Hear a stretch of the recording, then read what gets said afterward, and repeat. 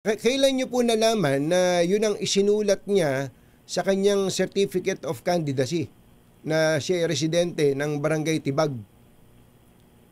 Halos, ano na naman po nung pag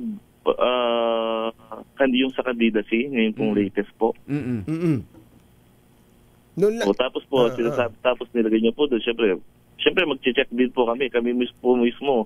Ako po mismo, pina-check ko pa nga po yun sa sekretary ko at sa barangay tanod ko. Pero wala talaga. Bodega po, nakapasok po sila doon sa bodega po. Nakapasok ba kayo sa bodega? Baka naman may kwarto doon si Governor. Baka meron namang, baka border siya doon o ano? Oo, nirenovate na lang po yun.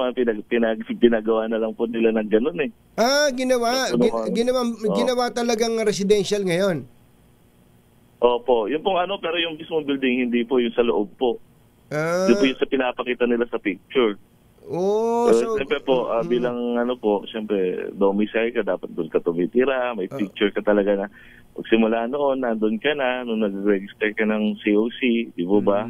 So, siguro kung bilang po nanunungkulan, siyempre po siguro kinukumusta niya din po yung mga kabarangay niya, di ba ba? So ni minsan hindi nyo nakita diyan sa Barangay Tibag? Hindi po.